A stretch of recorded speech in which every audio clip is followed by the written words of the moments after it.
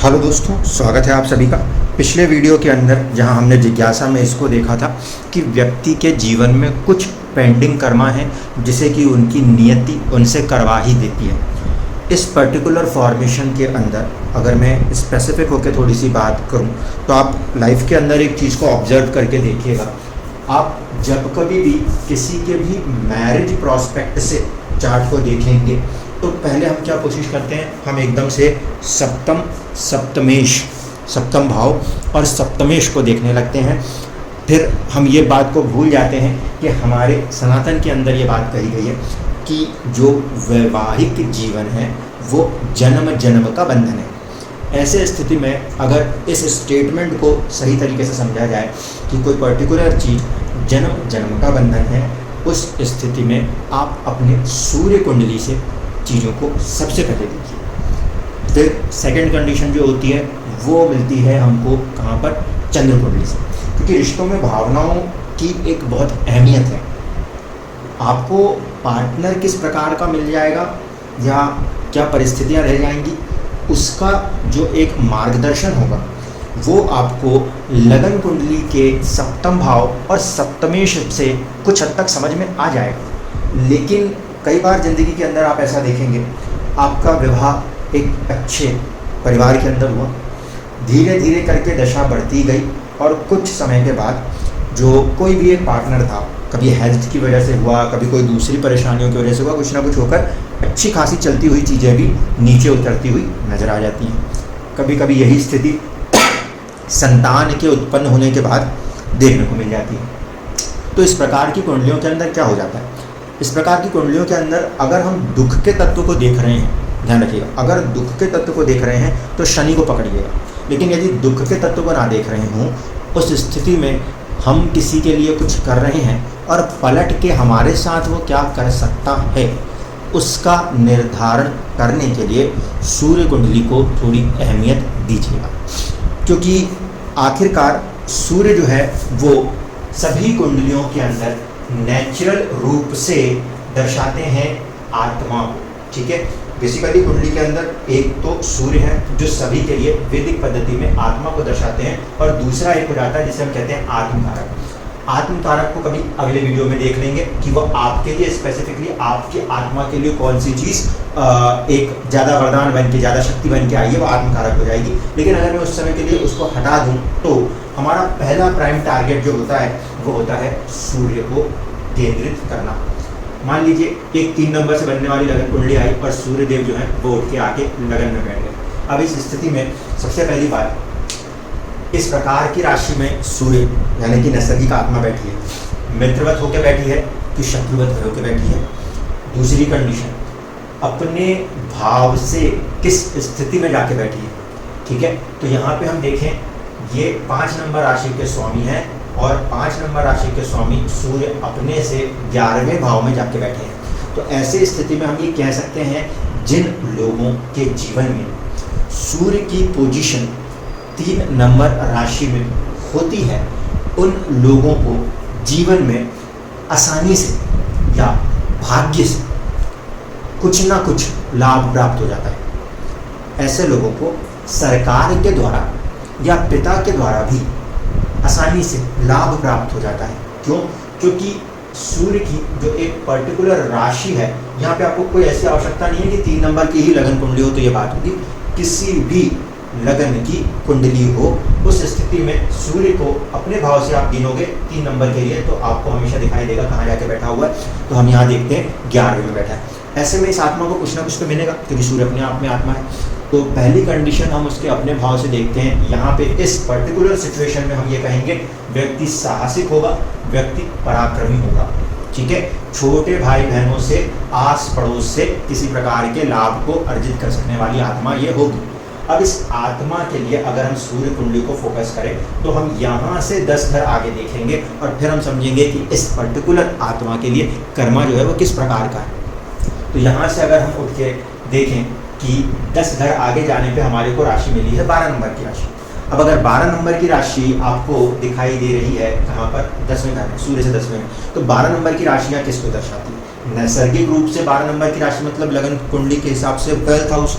तो आप ये कह सकते हो कि जिन लोगों की कुंडली में सूर्य जो है वो 3 नंबर राशि में बैठे होते हैं, उनके जीवन के अंदर कोई ना कोई ऐसे हालात उत्पन्न आवश्यक रूप से होते हैं जिसके कारण उनका कोई कर्म किसी रूप में अपने संचित धन को दान करने के प्रभाव में चला जाया करता है।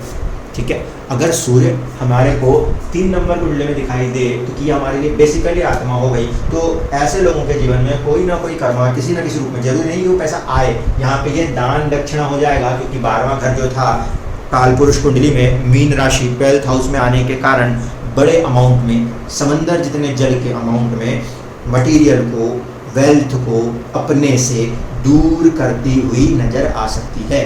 दान दक्षिणा, चैरिटी या किसी और रूप से, मतलब आप खुशी से कर दो तो बहुत अच्छी बात है, कई बार लोग खुशी से नहीं करते तो किसी और ने उनसे बड़े मोटे मोटे अमाउंट में धनों को लूट लिया, ऐसा भी कहा जा सकता है। पॉजिटिव है या नेगेटिव है, इसको आपको इस बात पे समझना पड़ेगा कि उस ग्रह के साथ दूसरे ग्रह ने, सूर्य के साथ किसी और ग्रह ने युति, संबंध, दृष्टियाँ वगैरह तो नहीं कर दी हैं, बिल्कुल वो प्योर फॉर्म में है या वो इम्प्योर हो गया, तो वो चीज़ों को आपको वहाँ पर समझना पड़ेगा, पहली कंडीशन। अब मान लीजिए किसी कुंडली में सूर्य की प्लेसमेंट आपको देखने को मिलती है 4 नंबर के अंदर।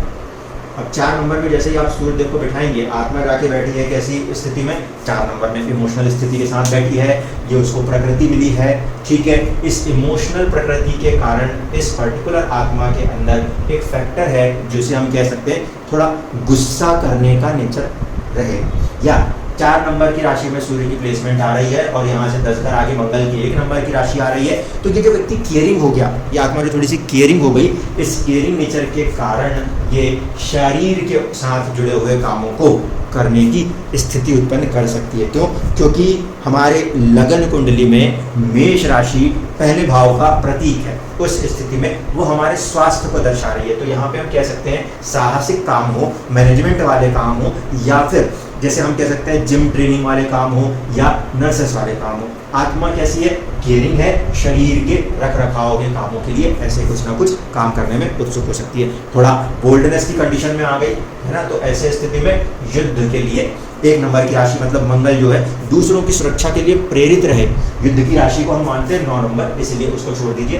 तो यहाँ पर 1 नंबर की राशि मंगल की राशि पॉजिटिव राशि है, यानी कि दूसरों को संरक्षण देने के लिए ऐसे लोगों को नेचुरली कुछ ना कुछ नियति बनी होती है और ये लोग इस प्रकार की करना, ऐसा कुछ नहीं है कि उसके बदले में धन ले रहे हैं, लेकिन फिर भी जरूरत पड़ने पे किसी के लिए खुद इमोशनल है, दूसरे की भावनाओं को समझते हैं और जरूरत पड़ने पे किसी और के लिए युद्ध को करने के लिए भी तैयार हो जाते हैं। ठीक, अगर मान लीजिए किसी कुंडली के अंदर सूर्य देव जो हैं, अच्छा लेकिन एक बात ध्यान रखिएगा, अपने इस पर्टिकुलर हाउस, अपनी एक पर्टिकुलर जो उनका 5 नंबर की राशि है वहाँ से बाहर में बैठते हैं, इसलिए जब कर्क राशि में किसी भी कुंडली में सूर्य बैठा होता है तो आत्मा थोड़ा सा परेशान आवश्यक रूप से होती है।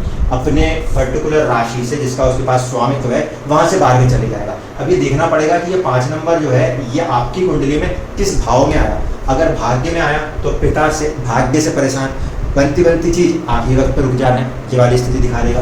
अगर ये मान लीजिए इस स्थिति में आ गया तो ये पराक्रम है, पराक्रम के अंदर चुनौतियां उत्पन्न कर देगा, जीवन के अंदर बेफिजूल में पराक्रम की स्थितियां उत्पन्न करा देगा। ये कंडीशनें भी ध्यान रखनी पड़ेंगी कि सिंह राशि खुद कहाँ बैठी।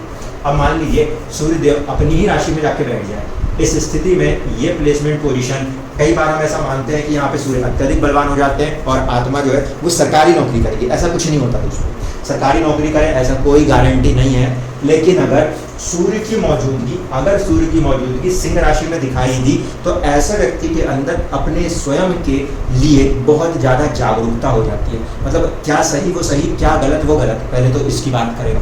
राजा राजसिक प्रवृत्ति हो गई। दूसरी बात है कि थोड़ा सा यहाँ पे सूर्य का प्रभाव आएगा। सूर्य मतलब खुद को, अपने आप को आगे रखना, बॉसी नेचर जो होगा वो डेवलप कर जाएगा। क्यों?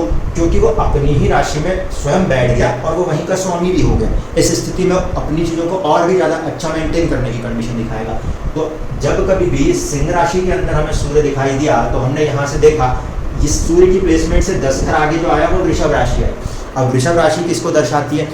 खाने पीने की चीज़ों को सेकंड हाउस दर्शाने लगता है। तो ऐसे लोग कहीं ना कहीं शुक्र के प्रभाव के साथ कार्य करते हुए आपके फाइनेंसेस से जुड़े हुए कामों में भी दिखाई दे देते हैं नेचुरल तरीके से, या फिर होटल इंडस्ट्रीज के साथ काम करते हुए कई बार नजर आ जाते हैं। ऐसी जगहों पे काम कर रहे होते हैं जहाँ शुक्र का प्रभाव होता है, उनके कार्य क्षेत्र में एक प्रकार से सुख का अनुभव कह लीजिए, ठीक है। क्यों? क्योंकि शुक्र की राशि है, पॉजिटिव नहीं है, नेगेटिव राशि है। इस कारण से ऐसा भी नहीं कह सकता कि बिल्कुल 24 घंटे एसी में बैठने वाले लोग होंगे, लेकिन फिर भी शुक्र है तो थोड़ा सा वैभव, थोड़ा सा वेल्थ, थोड़ा सा सेविंग्स, ये चीज़ नेचुरली जुड़ जाएगी। ये कर्म अपने आप ऐसे हो जाएंगे कि यहाँ पे संचित धन अपने आप आ सकता है। लेकिन भैया ये ध्यान रहे, इससे ये निर्णय मत कर लीजिएगा कि आपके पास वो धन जो है वो संचित ही रहेगा।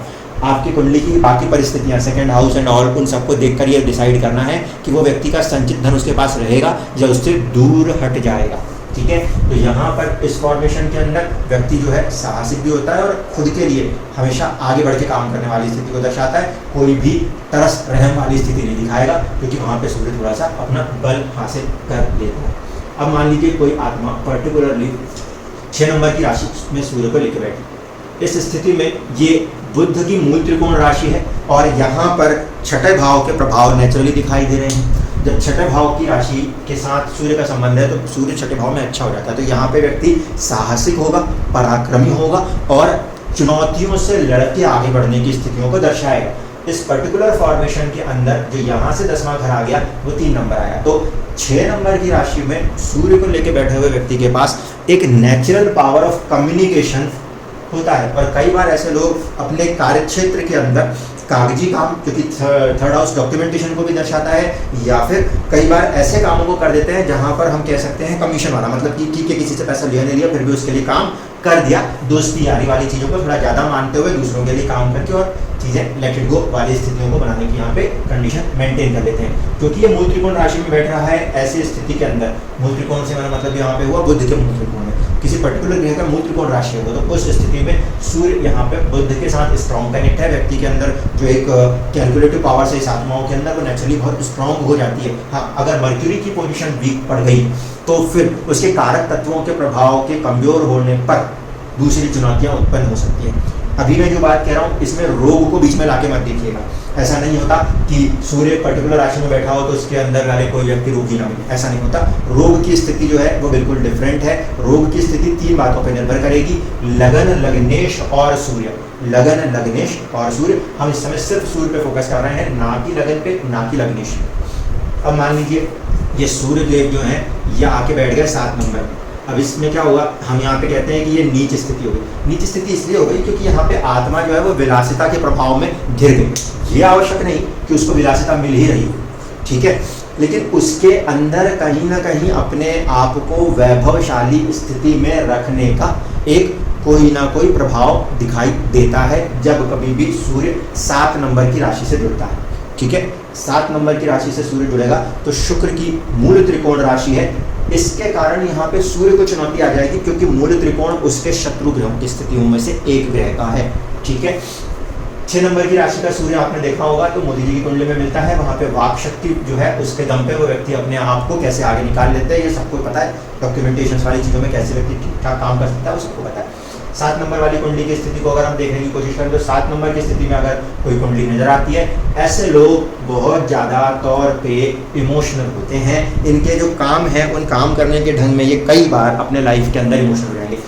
फिर से कह रहा हूँ, इसको प्रोफेशन के साथ मत जोड़ के देखिए, इसको इस आत्मा के कर्म के साथ जोड़ के देखिए कि 7 नंबर की राशि में जो व्यक्ति सूर्य को लेकर आया हुआ होता है अपने आत्मसम्मान को तो वो वैसे ही नीचे की तरफ रखता है और भावनात्मक होकर दूसरों के लिए भावनात्मक रूप से कर्म करने की कोशिश करता है। अगर नेगेटिव साइड पड़ जाएगा तो वो भावनात्मक कर्म करके नेगेटिव कर्म जनरेट हो जाएगा और पॉजिटिव साइड आएगा तो भावनात्मक रूप से पॉजिटिव कर्म करने लग जाएगा। अब देखिए किसी कुंडली में आपको सूर्य जो है उनकी प्लेसमेंट सपोज 8 नंबर की राशि में मिलती है। 8 नंबर की राशि मतलब क्या हो गया, परिवर्तन की राशि, नेचुरल 8th हाउस। 7 नंबर की राशि जो है वो 7th हाउस है, तो वहाँ पे साझेदारी की बात आती है और सूर्य जो है वो साझेदारी में थोड़ा सा पीछे छूट जाता है, स्वयं को आगे रख देता है। इसलिए जब सूर्य 7 नंबर की राशि में होता है तो वैवाहिक जीवनों में या लोगों के साथ साझेदारी में थोड़ी सी चुनौतियाँ देता है, लेकिन अगर व्यक्ति समझदारी से आगे बढ़ जाए तो कोई बहुत परेशान दुख नहीं होता। अब बात करें 8 नंबर के अंदर, 8 नंबर नेचुरल परिवर्तन की है। इस स्थिति में यहाँ बैठी हुई आत्मा चाहती है कि जीवन के अंदर कुछ बदलाव किया जाए, कुछ परिवर्तन किया जाए और इस प्रकार के ख्याल एक या नेचुरल ऑक्यूल्ट टाइप के कुछ ख्याल व्यक्ति को कहीं ना कहीं घेरे देते हैं। लेकिन ध्यान रखिएगा 8 नंबर की राशि में बैठा है, इसका ये अर्थ नहीं कि हर व्यक्ति जो है वो पंडित बन जाएगा, हर व्यक्ति जो है वो खोजने निकल जाएगा, ऐसा भी नहीं है। लेकिन हाँ, उसका बिहेवियर, उसका नेचर एक खोज की प्रवृत्ति का होगा। वो हो सकता है टेक्निकल माइंडेड होकर चीज़ों को खोजने लग जाए, क्योंकि राशि जो है वो मंगल के अधीन है, ठीक है, जो कि तर्क शक्ति के लिए एक ग्रह माना जाता है। मेष और 8 नंबर की राशि दोनों मंगल के प्रभाव में आती है। यहाँ पे जल तत्व प्रभाव भी है, इसलिए थोड़ी भावनाओं को भी देखा जा सकता है। अग्नि तत्व प्रभाव होता तो उद्वेग हो जाता। तो इस कंडीशन में अगर सूर्यदेव 8 नंबर की राशि में बैठे हैं तो इस प्रकार की जो आत्माएं होती हैं, यहाँ से इससे 10 घर आगे गिनेंगे, आ जाएगा सिंह राशि। जब सिंह राशि आएगी तो ऐसे वाले व्यक्ति जो कार्य करेंगे वहाँ पे वो अपना मान सम्मान प्राइड को बढ़ाने के लिए बहुत नेचुरल तरीके से काम करते हैं। फिर हमें ऐसा लगता है कि ऐसा व्यक्ति फर्स्ट आ रहा है, ऐसा व्यक्ति कई बार चीज़ों में आगे बढ़ के मान सम्मान हासिल कर रहा है, तो ये इसको नियति की कंडीशन में समझ सकते हैं आप कि इसकी नियति है कि इसको ये चीज़ें ऐसी नवाजी गई हैं कि यहाँ पर ये व्यक्ति आगे बढ़ के चीज़ों को सक्सेस हासिल कर लेगा। ऐसा कोई जरूरी नहीं है कि आपका बच्चा पढ़ने में बहुत ही स्ट्रांग है, बहुत भी अच्छा है तो ही वो फर्स्ट आ सकता है। मान लीजिए कि भाई क्लास के अंदर बच्चों की संख्या ही 15 हो जाए, 60 बच्चों के बीच में से वो सब छट के बच्चे निकल गए और 15 बच्चे बचे, उन 15 बच्चों में से आपका बच्चा फर्स्ट आ गया, तो अब ये इसको हम नियति के रूप में देख रहे हैं कि उसके सामने के कंपटीटर्स ही कमजोर पड़ जाते हैं। और ऐसे स्थिति में जब सूर्य 8 नंबर की राशि में लेकर चल रहा होता है तो ऐसे लोगों को जीवन के अंदर थोड़ा सा मान सम्मान वाले कर्म बहुत ज़्यादा रूप से देखने को मिलते हैं। लेकिन कंडीशन फिर वही है, मान सम्मान ऐसी चीज़ है जो पॉजिटिव वे में बढ़ भी सकता है तो नेगेटिव वे में घट भी सकता है। यहाँ पर इस व्यक्ति का हर कर्मा जो होगा वो स्वयं को थोड़ा सा ज़्यादा आगे रख के चल पड़ेगा, ऐसे में अहंकार ना हो, इसको ध्यान रखना पड़ता है। अब मान लीजिए किसी कुंडली के अंदर सूर्य जो है वो आपको 9 नंबर राशि में मिले। 9 नंबर राशि जो है कालपुरुष कुंडली के लिहाज से 9वें भाव में आती है, तो ऐसी आत्माएं जो हैं वो थोड़ा सा ज्ञान उत्पर्जन करने वाली आत्माओं के रूप से देख सकते हैं, किसी चीज़ की बारीकी की तरफ बढ़ने की कोशिशों को करते हुए देख सकते हैं। ऐसे लोग कहीं ना कहीं कुछ ना कुछ पढ़ के, कुछ ना कुछ सीखना, कुछ ना कुछ गुरुओं की तलाश करना वगैरह वगैरह आगे बढ़ते हुए नजर आते हैं। लेकिन यहाँ पर इस पर्टिकुलर फॉर्मेशन में अगर मैं बात करूँ तो यहाँ से 10 घर आगे मिलता है हमें 6 नंबर बुध की राशि है। बुध के तत्व में से एक तत्व आता है जिसको हम देखते हैं गणित या फिर हम देखते हैं एस्ट्रोलॉजी। खोजना, रहस्य खोजना 8 नंबर से जोड़ते थे, उसी प्रकार से चीज़ों को इधर उधर से तोड़ मरोड़ के खोजना, सोचना, समझना, ये स्थिति के लिए जब हमने बात बहुत पहले भी कभी कही थी कि पुलिस क्या करती है, छानबीन करती है, ठीक है, ताकि किसी एक ठोस स्थिति तक पहुंच के बात कही जा सके कि हाँ ये हुआ था। तो इस प्रकार की आत्माएं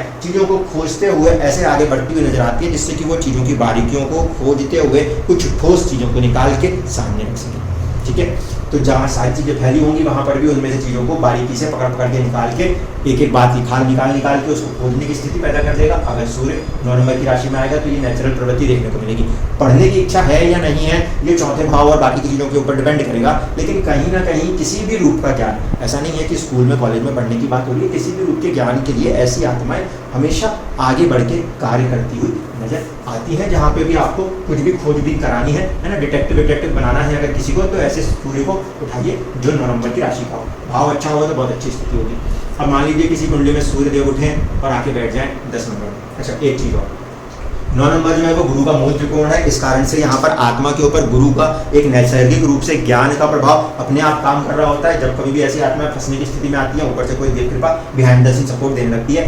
गुरु सूर्य फ्रेंडली पोजीशन है। और दूसरी बात है कि इस पर्टिकुलर हाउस से भी देखिए तो यहाँ से ये 5 घर आगे बैठी है, इसीलिए ये 5वां जो है वो विद्या प्रेम वाली स्थितियाँ हैं। नैसर्गिक नेचुरल तरीके से यहाँ पे लोगों को अपने ओर से प्रेम या विद्याएं प्राप्त होने लग जाती है। अब अगर मैं बात करूँ यहाँ 10 नंबर में, 10 नंबर आपके लिए शनिदेव की राशि हुई। सूर्य के लिए वो बहुत ज़्यादा फ्रेंडली नहीं है। दूसरी कंडीशन है अपने पर्टिकुलर हाउस से भी प्लेसमेंट 6-8 बना लेते हैं। इस स्थिति में जब सूर्य की प्लेसमेंट किसी भी कुंडली के अंदर देखने को मिली, वो कहाँ पे जाके मिली, 10 नंबर के अंदर मिली, तो इन लोगों को अपने जीवन के अंदर जो कर्मा करना पड़ा, उस कर्मा का एक फैक्टर किसी रूप में जाके ये 7 नंबर यहाँ से गिनेंगे, 10 घर आगे 7 नंबर इससे जोड़ के देखा गया। तो इस स्थिति में क्या दिखाई दिया, कई बार शुक्र जो कि वेल्थ वैभव का कारक ग्रह है, तो वहाँ उससे साथ जुड़ के काम होते हुए नजर आए। कभी कभी दवाइयों का, क्योंकि शुक्र जो है वो मेडिसिन को भी दर्शाता है, तो कुछ ऐसे काम इन लोगों को आने लगते हैं नेचुरल तरीके से जिससे कि दवाइयाँ, औषधियाँ आगे बढ़ने लगती हैं। उस एनवायरनमेंट के पास अपने आप ही चीज़ों को खींच के चले जाते हैं। कई बार ऐसी कंडीशनों में आप देखोगे तो वहाँ पे आपको लोग उसमें मिलेंगे जो कि आपके लिए फिल्म इंडस्ट्रीज जैसी कंडीशनें होंगी, क्योंकि यहाँ पर जो है इनका जो काम करने का स्टाइल है वो थोड़ा ज़्यादा बाहर दिखने वाला होगा। है ना, जैसे हम कहते हैं ना सेलिब्रिटी टाइप का। तो यहाँ पर ये स्थिति थोड़ी सी इस कंडीशन में उत्पन्न हो जाती है नियति के आधार पर। इनके कर्म जरूरी नहीं है प्रोफेशनली जुड़ रहे हो, लेकिन ये आत्माएं कुछ ना कुछ ऐसा कर्म करती है जिसका प्रभाव एक तरीके से चीज़ों को दिखाने वाले में या सुख संसाधनों को बढ़ाने वाले में लोगों के साथ, क्योंकि ये 7वें भाव को दर्शाता है 7 नंबर, तो लोगों के साथ जुड़ के कार्य करने की स्थिति दिखाता है। और तब शनि मासेस दिखाने लगता है। इस कारण से 10 नंबर शनि की राशि में बैठा हुआ सूर्य जो है वो मासेस, भीड़ के बीच में घिरी हुई जो एक आत्मा है, इनके बीच में दर्शाता है। भीड़ के लिए काम करने वाले लोग होते हैं, धीरे धीरे करके अपने सुख वैभव को उत्पन्न कर लेते हैं आसानी से, रिश्तों को आसानी से बना लेते हैं। यहाँ पर लेकिन ध्यान रखिएगा, ऐसी आत्माओं को चुनौती सबसे ज़्यादा देखने को मिलती है, क्योंकि अपने एक भाव से उसकी स्थिति 6-8 हो जाती है। तो अपने अहंकार को, अपने स्वयं की जो एक भाव तत्व है उसको यहाँ पे कई बार गंवाना पड़ता है।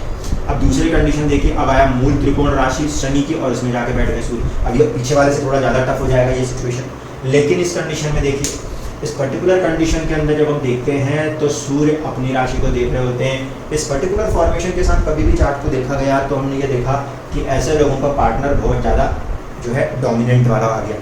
सूर्य जहाँ भी बैठा होगा उसके सामने वाली राशि जो होगी वो आपके पार्टनर की स्वभाव को दिखाने की स्थिति दर्शाएगी, क्योंकि आत्मा के लिए उस प्रकार के पार्टनर का सिलेक्शन यहाँ पे दर्शाया जाता है। जन्म जन्म का संबंध जो होता है उसको ध्यान रखते हुए मैं जितनी जगहों पे भी बैठा रहा हूँ, आप उसके सामने वाले 7वें भाव में जो राशि आ रही है उसके तत्व के हिसाब से अपने पार्टनर को समझ सकते हैं। उसमें एक चीज़ और ऐड करनी पड़ेगी कि जो भी राशि आ रही है उसका स्वामी आखिरकार सूर्य से कहाँ बैठ रहा है। आप कोई भी कुंडली उठा के देखिए, सूर्य अगर 11 नंबर की राशि में बैठा है तो सामने आएगी सिंह राशि, ठीक है, तो अपने भाव को देख रहा है। ऐसे लोगों के जीवन में अगर कुंडली के अंदर सप्तमेश की स्थिति ठीक ठाक है, नवमांश थोड़ा ठीक है, तो यहाँ पे हमें देखने को मिलता है ऐसी आत्माओं को ना पार्टनर से थोड़ा ज़्यादा देर से मुलाकात हो रही है या दुख मिलते हुए नजर आ रहे हैं, क्योंकि शनि दुख का कारक तत्व और मूल त्रिकोण हो रहा है। यहाँ पे कोशिश क्या है आत्मा की, दूसरों की भलाई की कोशिश करना, क्योंकि ये कुंभ राशि है, ठीक है, लाभ वहाँ से उत्पन्न करना, उसकी वजह से दूसरों की भलाई का, दूसरों के कामों के चक्कर में ऐसी आत्माओं को अपने जो वैवाहिक सुख है उसमें थोड़ा सा उथल पुथल देखने की स्थितियाँ देखने को मिलती हैं। वरना जो उनके पार्टनर्स आते हैं वो पार्टनर थोड़े से ज़्यादा एडमेंट नेचर के हो जाते हैं। छोटी छोटी बातों पर मुंह फैलाने लग जाना, हमारा नाम इमेज ये है वो है, सामने वाले ने ये कर दिया वो कर दिया, ऐसी स्थितियों का सामना कई बार कर सकते हैं, क्योंकि सूर्य जो है वो अपने एक प्रभुत्व को दिखाने की कोशिश करता है। कर्म के लिहाज से देखा जाए तो इस पर्टिकुलर फॉर्मेशन में 8 नंबर जो है ये इससे दशम हो रहा है। इस कारण से कई बार 11 नंबर की राशि में जब सूर्य बैठा हो तो व्यक्ति जो है वो कुछ कर्म छुपे हुए रूप से कर बैठता है, जो कि किसी के समझ में नहीं आता, ठीक है। इस कारण से यहाँ पे ऐसे लोग रिसर्च के कामों के लिए तो बहुत अच्छे नेचुरल माइंडेड होते हैं, क्योंकि ये राशि की रिसर्च टेक्निकल होती है और यहाँ पे कर्म जो हो रहा है ये रिसर्च के लिए हो रहा है। लेकिन अगर ये प्रोफेशनली रिसर्च में नहीं भी है तो भी हर चीज़ को बारीकी से निकाल के समझने की कोशिश, और वो भी किस तरीके से, टेक्निकल एस्पेक्ट से, ठीक है, क्योंकि मंगल और शनि का प्रभाव हो रहा है। तो इस प्रकार से ये हर चीज़ों की रहस्यमय तरीके से चीज़ों को खोज कर उनसे बाहर निकाल के लाने की कोशिश करते हैं। प्लेसमेंट क्योंकि इन दोनों परिस्थितियों में शनिदेव की राशि से हो रही थी, चुनौतियाँ काफ़ी रहती हैं। अब अगर किसी का सूर्य जो है वो मिलता है आपको 12 नंबर की राशि में, 12 नंबर की राशि में सूर्य मिला तो फिर एक सबसे बड़ी चुनौती उत्पन्न हो जाएगी अपने से 6-8 के संबंध को लेकर, ठीक है। तो ऐसे में आत्मा करना कुछ चाहती है और उससे करना कुछ और दिया जाता है। मतलब जो आपकी एक आज़ादी है वो आपकी आज़ादी है तो आपके लिए है तो ठीक, नहीं तो फिर वो दूसरों के लिए सिरदर्द हो जाएगी, क्योंकि स्वयं से अष्टम है, ठीक है, तो खुद के लिए ठीक तो दूसरों के लिए परेशान, ये स्थितियाँ उत्पन्न हो जाएंगी। अगर मीन राशि की स्थिति में आया, फिर ये मीन राशि मैंने आपको बताया था ये नेचुरली चैरिटी का 12th हाउस है, और 12th हाउस में होने की स्थिति में सूर्य थोड़ा मरण कारक हो जाता है, तो कई बार वो जो करना चाहता है उसको दबना भी पड़ता है, ठीक है, इस बात को ध्यान रखिए। दूसरी कंडीशन यहाँ से देखा जाए तो इनका जो कर्म का फैक्टर है उसमें गुरु की राशि आ रही है, पॉजिटिव राशि आ रही है, तो थोड़ा सा जो है लड़ाई झगड़े वाला कर्म, क्योंकि 9 नंबर की राशि जो है जो धर्म के भाव को दर्शाती है वो एक्चुअल में युद्ध की भी एक राशि है, क्योंकि युद्ध होता ही इस बात के लिए है कि क्या सही और क्या गलत है। दो लोग लड़ाई क्यों करते हैं, सही या गलत के लिए। अभी चुनाव होंगे तो चुनाव के अंदर लड़ाइयाँ क्या होंगी, हमारा मुद्दा ये सही, तुम्हारा मुद्दा ये सही, तुम्हारा गलत, हमारा गलत, तो इसी को लेकर लड़ाइयाँ होती है। पूरी दुनिया में जितने भी युद्ध हैं, युद्ध के हालात हैं, वो सारे के सारे खेल खिलाड़ी 9 नंबर के साथ देखे जाते हैं, अग्नि तत्व की राशि से देखे जाते हैं। तो यहाँ पर इनके जो काम है, जो कर्म है, उसके अंदर यहाँ पे देखेंगे तो थोड़ा सा ना नेचुरली गुस्से वाला प्रभाव, थोड़ा सा ना चीज़ों के साथ युद्ध करती हुई वाली स्थिति है। जरूरी है लोगों के साथ ही करें, परिस्थितियों के साथ भी कर सकते हैं, लोगों के साथ करें आवश्यक नहीं है, परिस्थितियों के साथ भी कई बार 2-4 करते हुए ऐसी आत्माएं आगे बढ़ती हुई नजर आती है। सूर्य जब मेष राशि में आता है, इस पर्टिकुलर फॉर्मेशन के अंदर जो है, इस पर्टिकुलर फॉर्मेशन में वो आत्मा अपने आप को ज़्यादा सुप्रीम कंडीशन में मानती है। इस फॉर्मेशन की वजह से साझेदारी के ऊपर प्रभाव पड़ता है। सामने वाला व्यक्ति जो है वो शुक्र के अच्छे वाले प्रभाव को लेकर तो चलने की कोशिश करता है, लेकिन रोमांटिक और ये वाली चीज़ों की साइड थोड़ा सा ऐसे पार्ट में ज़्यादा बढ़ जाता है। सबसे ज़्यादा चुनौतियाँ किनको मिल रही हैं? सबसे ज़्यादा चुनौतियाँ मिल रही हैं जब सूर्य मिल जाए 11 नंबर की राशि में या सूर्य मिल जाए 5 नंबर की राशि में। ऐसे लोगों के वैवाहिक जीवन को आप कभी भी उठा के देखिएगा, समझ में आ जाएगा।